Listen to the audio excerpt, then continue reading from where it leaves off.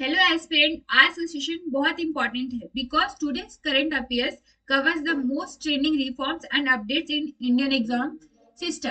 जो लोग UPSC, EPFO या एसएससी या किसी भी एग्जाम के गवर्नमेंट एग्जाम का प्रिपरेशन कर रहे हैं, तो ये 10 मिनट आपके नोट्स में गोल्डन पॉइंट्स लिखने वाला है। So let's begin current affairs जो एग्जाम में डेफिनेटली क्वेश्चन बन सकते हैं। ठीक है, तो सबसे पहले हम शुरू करते हैं हमारा डिजिटल रेवोल्यूशन इन एग्जाम, जो कि सबसे पहले अपडेट यूपी बोर्ड ने एक हिस्ट्रिकल स्टेप लिया है, जो कि 2026 में यूपी बोर्ड ने क्लास टेंथ एंड ट्वेल्थ के examiner directly marks online upload करेंगे। नो मोर मैनुअल। अब मैनुअल और मार्कशीट में अब वो लोग मार्क्स कार्ड नहीं देंगे, अब डिजिटलाइजेशन हो गया है। डिजिटलाइजेशन तो इससे ट्रांसपेरेंसी, स्पीड और एक्यूरेसी तीनों में बढ़ने वाले हैं। तो इसका मतलब India education system is slowly shifting towards the complete digitalisation. तो जो मैनुअली पहले होता था, हमारा मैनुअली एग्जाम आता था, वो अब डिजिटलाइजेशन से शिफ्ट हो रहा है। तो इससे हमारे क्वेश्चंस बन सकते हैं। ठीक है, जैसे क्वेश्चन एग्जांपल हो गया, which board introduce online marks upload from 2026। और ये कौन से बोर्ड? 10th एंड 12th के मार्क्स शीट। ओके, तो ये है हमारे यूपी बोर्ड।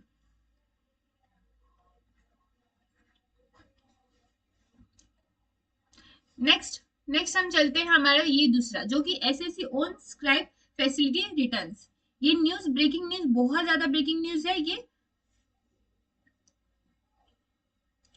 और जो कि ये पहले था ना, पहले स्टैटिक न्यूज बन सकता है और जीएस पेपर में आने वाला है। देखिएगा आपके एग्जाम में डायरेक्ट क्वेश्चंस इससे फंसेंगे। और ये एक छोटी न्यूज लग सकती है आपको, लेकिन पॉलिसी लेवल पर इट्स बिग मूव। फ्यूचर में रिक्रूटमेंट एग्जाम भी इसी सिस्टम पर जा सकते हैं, इसीलिए आप ध्यान से ये पढ़िएगा। ओके, नेक्स्ट नेक्स्ट टॉपिक हमारा सेकंड न्यूज है, SSC own scribe facility returns. तो सेकंड इंपॉर्टेंट न्यूज जो कि एसएससी का है, तो एक मेजर रिफॉर्म अनाउंस किया है। Own scribe facility is back for definitely able candidates. तो न्यू गाइडलाइंस जो कि आई हैं एसएससी की तरफ से, तो ग्रेजुएट लेवल एग्जाम में scribe is maximum age of 22 years, और जो मैट्रिक्स और इंटर्न एग्जाम के हैं उनके लिए 20 ईयर्स के। और उनके लिए सबके लिए मैंडेटरी आधार वेरिफिकेशन कराना। और जो हमारा क्वेश्चंस आ सकता है इससे रिलेटेड, कैसे क्वेश्चंस आएंगे? Max age for scribe in SSC graduate level, तो ग्रेजुएट लेवल का कितना है मैक्स एज?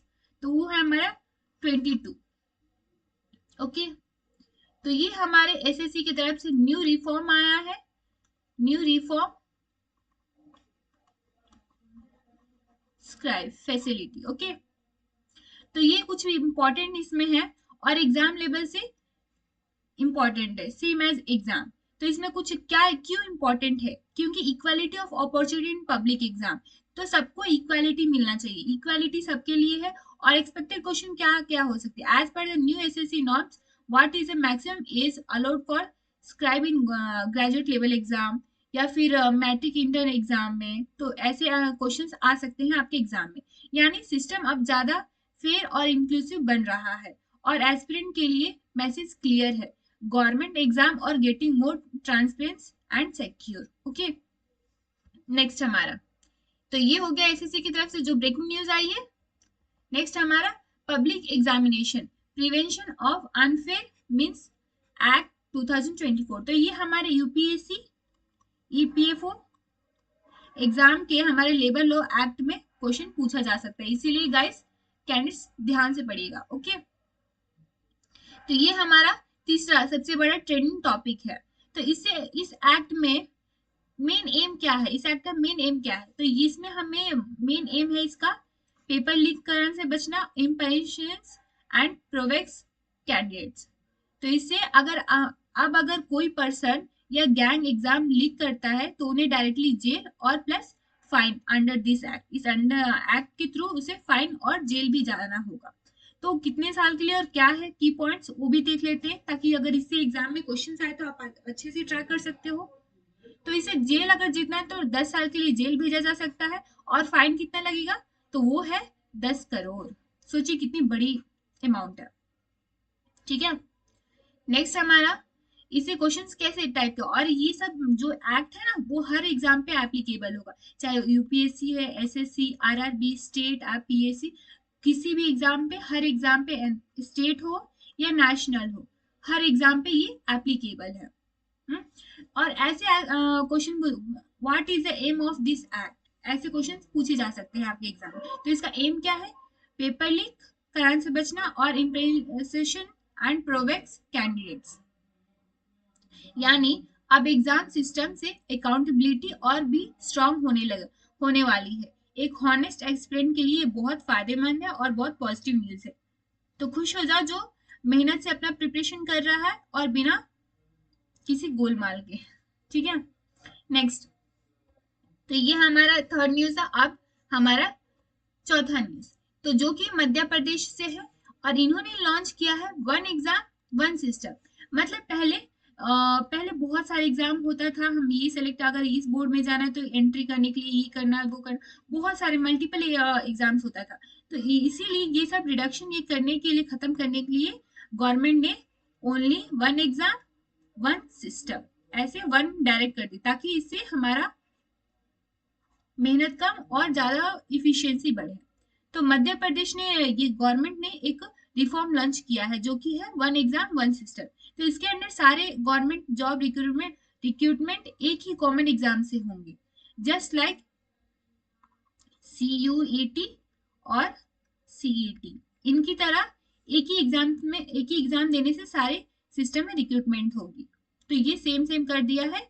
तो मल्टीपल एग्जाम से सिंगल एग्जाम में कन्वर्ट हुआ, मल्टीपल एग्जाम से सिंगल एग्जाम में, और जो कि लेस करप्शन और यूनिफॉर्म इवैल्यूएशन होगा और फास्ट रिक्रूटमेंट होगी बिना डिले के।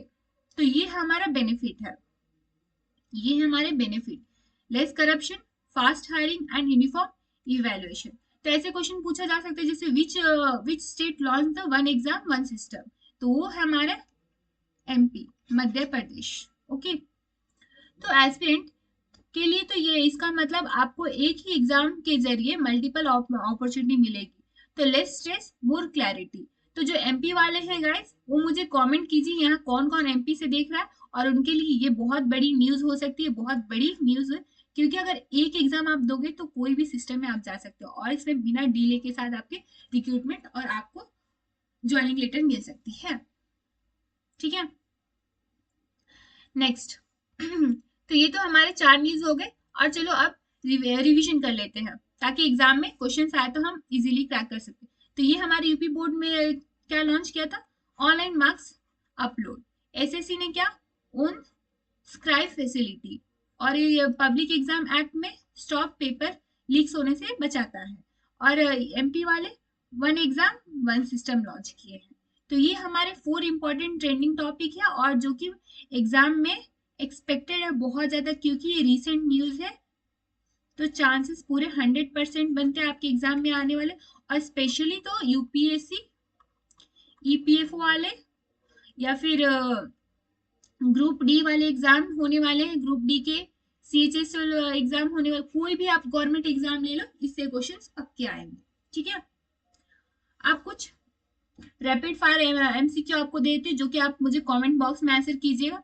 तो which act was passed in 2024 to stop paper leak in public exam?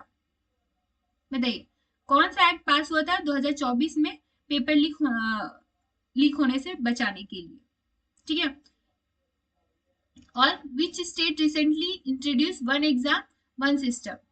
ऐसे क्वेश्चंस आते हैं एग्जाम में guys, trust me. In which year will UP board start online marks uploading? कौन से ईयर में यूपी बोर्ड स्टार्ट करने वाला है ऑनलाइन मार्क्स अपलोडिंग? तो वो है हमारा 2026। ओके, और गाइस कंसिस्टेंसी इंटेलिजेंसी से बड़ा होता है। अगर इंटेलिजेंसी आपके पास ना भी हो, अगर डेली आप 10 मिनट करंट अफेयर्स आप देखोगे कंसिस्टेंसी के साथ, तो ऑटोमेटिक आपके पास इंटेलिजेंसी आ ही जाती है।